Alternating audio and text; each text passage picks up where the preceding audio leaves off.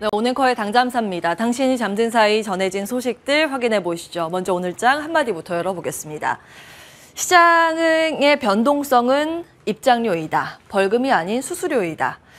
네, 이 돈의 심리학에서 가장 기억에 남는 챕터, 과거에도 한번 소개해드린 바 있습니다. 시장이 오를 때는 상금이고 내릴 때는 벌금으로 인식해서 일반적으로 괴로워들 하는데 시장의 변동성 자체가 입장료이고 또 수수료라는 이야기. 시장 참여자가 각기 다른 자신만의 생각과 원칙으로 또 임하기 때문에 시장 변동성은 늘 발생하죠. 그래서 상승과 하락, 오버슈팅과 언더슈팅은 당연한 거라고 받아들여야 한다는 이야기입니다. 이 변동성과 불확실성이 투자의 본질이라는 생각을 다시 하게끔 만드는 문구였습니다. 시장 보겠습니다. 오늘장 한마디를 꼽은 이유, 장중의 변동성이 컸기 때문입니다. 뉴욕 증시 잘 가다가 정말 폭포수 쏟아내듯이 미끄러지는 흐름이 아쉬웠습니다. 일단 장 초반에 상승의 이유 정리를 해봤는데요. 그 전날에 아시아, 유럽 증시 상승세 바통을 이어받아서 1% 이상의 갭상승으로 출발을 했습니다. 그리고 일정 정도 어제 말씀드렸던 인플레이션 피크아웃 기대감도 연결이 되고 있죠. 그리고 이날 골드만삭스와 뱅크 오브 아메리카 깜짝 실적을 발표했습니다. 그러자 시장 분위기가 좋았는데요. 유가의 영향, 이 원자재가 급등을 하면서 여기에서 약간 눈치를 보기 시작하다가 애플 쇼크로 바로 하락 전환된 모습 아쉬웠습니다. 하락의 이유 조금 더 자세히 보겠습니다. 이날 시장이 하락한 이유는 결국 경기 침체 우려였습니다. 경제지표상의 우려보다 기업들의 태도를 보고 진짜 경기 침체 오는 것 아닌가 하는 우려감인데요. 이날 애플과 골드만삭스가 앞으로 경기가 안 좋아질 거를 대비해서 비용 지출을 신중하게 하고 있다는 보도가 나왔습니다. 사실은 이건 이 두 기업만의 문제는 아니고요. 그동안 계속 다른 기업들도 긴축 모드에 들어가겠다고 언급을 한 바 있습니다. 아니 이렇게 탄탄한 기업들도 허리띠를 졸라맬 정도인가 하는 우려로 연결이 되는 분위기였죠. 이러한 흐름은 지난번에 이제 당잠사를 통해서 말씀드린 바 있습니다. 다음 화면 보시죠. 7월 5일 당잠사 화면 내용이고요. 메타의 정리회복 칼바람 예고와 관련해서 이런 말씀을 드렸습니다. 기업들이 어려워지면 이 광고를 먼저 줄이기 때문에 이걸 잘 봐야 한다는 포인트를 짚어드렸습니다. 메타의 실적에 매출의 97.5% 차지하는 게 광고이기 때문입니다. 기업들의 움직임을 사실 예상 못했던 부분은 아니고요. 이제 시장에 이게 얼마나 반영이 되어 왔고 앞으로 얼마나 더 반영이 될지 여부가 중요해 보입니다. 다음 보실까요? 이런 복합적인 내용을 정리하면 이렇게 됩니다. 인플레이션 피크아웃은 결국 연준의 긴축 강도 약화 기대감으로 연결이 될 수 있고 경기 침체 가능성이 대두되면 기업 실적이 하락할 것이란 우려감으로 연결되는 포인트가 있습니다. 양 시각이 상충되는 포인트죠. 지금 투자자들은 어둠의 터널을 걸어가고 있을지도 모르겠다는 생각이 들었습니다. 어둠이 눈을 가리고 발걸음을 더디게 할지라도 멈추지 않는다면 지금의 이 어둠은 이전의 어둠은 아니라는 말이 있습니다. 부디 지금 이 어둠이 빛에 조금 더 가까이 있기를 바랍니다. 어찌되었든 이런 갈팡질팡한 시장 분위기에도 투자자들의 고민은 지속됩니다. 그래서 다음 화면 준비를 해봤습니다. 상대적으로 시장을 낙관적으로 전망한 모건 스탠리의 의견을 좀 정리를 해봤는데요. 약세장이 고통스럽긴 하겠지만 조만간 끝날 거라고 언급했습니다. 그럼에도 달러화 강세의 영향 때문에 증시에는 역풍이 될 수 있다고 봤는데요. 그에 따라서 이를 방어할 수 있는 포트폴리오선을 구축해야 한다는 조언 같이 붙이고 있습니다. 이 투자 의견을 따라가자라는 취지보다는 비관과 낙관이 혼재된 현재 시장 안에서도 낙관의 시장 시각을 견지하는 이런 보고서 안에서도 경기 경착륙과 연착륙 여부가 중요한 변수로 꼽힌다는 점은 기억하자는 취지로 준비를 해봤습니다. 자, 그럼 시장 세부 사항 들여다보겠습니다. 연준의 긴축 우려가 완화되면서 달러 지수가 하락했습니다. 다음 화면 보실까요? 달러가 약세를 보이면서 원자재 시장 대부분 상승했는데요. 특히 바이든 대통령이 사우디에서 빈손으로 돌아왔다는 분석 때문에 유가가 다시 $100선 위로 뛰어오르는 모습이었습니다. 유가는 어떤 이유로 올랐느냐에 따라서 악재가 될 수도 있고 호재가 될 수도 있죠. 그 내용 좀 정리를 해봤습니다.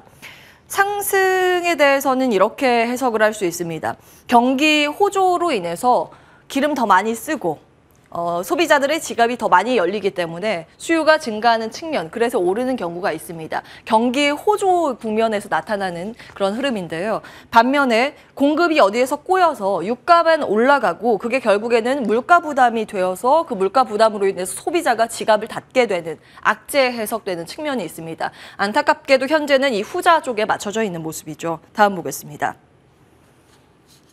이런 내용 때문에 시장에 부담이 됐던 겁니다. 전체적으로 좀 약세 흐름을 보였습니다. 그나마 코인 시장의 강세로 인해서 코인 관련 메타버스 테마주 있죠. 엔비디아나 메타 등의 종목은 상승세를 유지했습니다만 대부분 이겨내지 못하고 빨간불로 전환되면서 마무리가 됐습니다. 미국은 빨간색이 하락이죠.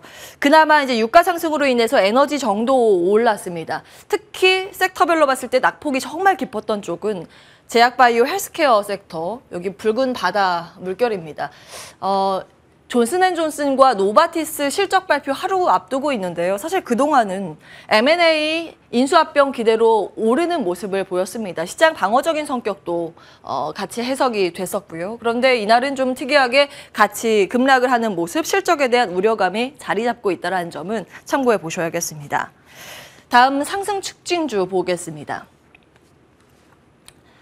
리오프닝 테마주의 강세가 특히 두드러졌습니다. 델타항공에서 여객기 새로 대규모로 주문을 넣었다는 소식으로 인해서 경기 침체 우려는 있지만 그래도 리오프닝 관련 기업들의 실적은 여전히 기대해 볼 만하지 않을까라는 분위기로 해석됐습니다. 항공 섹터는 살짝 올랐는데 특히 이제 여행 테마가 보다 더 탄력적인 움직임을 보였습니다. 크루즈, 항공, 여행, 주문 이런 쪽이 강한 모습이었습니다. 그리고 친환경 자동차 관련 기업들이 다시 달리는 모습을 보였습니다. 추가 자료 이어서 확인을 해보시죠. 세계 전기차 판매 순위 5개를 좀 정리해봤습니다. 이게 상반기 기준인데요. 월별로 봤을 때 가장 최신의 데이터는 현대차, 기아가 더 앞서고 있다는 점은 참고해 보셔야겠습니다. 일단 상반기 기준으로 나와 있습니다. 비아디 중국 쪽의 완성차가 좀 잘 팔리는 모습이었고요. 테슬라, 그리고 상하이 자동차, 폭스바겐, 현대차, 기아 순입니다. 근데 판매 대수 보시면 테슬라가 57만 5천 대 판매를 했는데요. 현대차, 기아가 24만 8천 대입니다. 테슬라의 약 한 40%는 판매를 했는데 시총을 한번 비교해봤습니다. 테슬라가 983조 원 정도 됩니다. 그리고 현대차, 기아는 전일 종가 기준으로 72조 원 정도 합쳐서 이렇게 되는데요.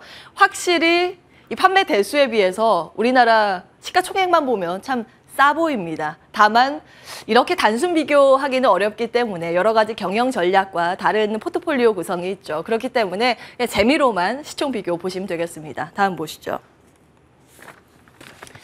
그리고 앞서서 보신 것처럼 요즘 중국 기업의 약진이 두드러지고 있죠. 비아디 같은 경우에는 배터리 기업으로 많이 아시는데 사실 완성차 만든 지는 되게 오래됐습니다. 그래서 투자의 아이디어 측면에서 보고서가 하나 나와서 참고 정도만 하시라고 가지고 왔습니다. 하나금투에서 낸 보고서인데요. 유럽 전기차 판매량은 6월에도 부진했으나 중국의 판매량이 늘고 있다는 데 포인트를 착안하면서 중국 시장 매출 비중이 높은 LG 에너지 솔루션, LNF, 천보 등의 우선 접근 권고 내용입니다. 양극재 기업의 스트롱 바이 의견 냈다라는 점 참고해 보시기 바랍니다. 이제 IT에 대해서 관심도가 높아지고 있죠. 사실 이 IT의 주가의 방향을 위로 끌어올린 건 TSMC라고 해도 과언이 아닐 겁니다. 2분기 어닝 서프라이즈를 기록했습니다. 그래서 어떤 내용이 있었는지 다시 한번 정리를 해보고자 하는데요. 매출액이 그 전년보다 40% 이상 급증했습니다. 물론 환율 효과 배제할 수 없지만 고무적인 부분은 자동차, 데이터 센터, 반도체 수요 견조한 것으로 포착이 됐고요. 소비자 가전 성장도 관측이 되고 있습니다. 이 점은 여기에서 좀 엿볼 수 있습니다. 소비자 단에서 이제 고객사별로 나와 있는데요. TSMC의 최대 고객사가 애플이지 않습니까? 그렇기 때문에 애플의 수요, 애플의 가전, 휴대폰 이런 것들이 잘 팔렸구나라고 추측을 하면서 반도체뿐만이 아니라 최근 IT 전반적으로 상승세를 휘어냈습니다. 하지만 안도렐리 이후에 악재가 지금 재인식되고 있는 구간이기 때문에 ASML 실적 발표가 무엇보다 중요해 보입니다. 내일 실적 발표를 앞두고 있죠. 대표적인 미국의 반도체 장비 기업입니다. 어떻게 나오는지 여부에 따라서 이 IT 관련 주식들의 주가의 향방이 갈릴 것으로 보입니다. 나오는 대로 내일 당잠사를 통해서 전해드리도록 하겠습니다. 오늘 코의 당잠사였습니다.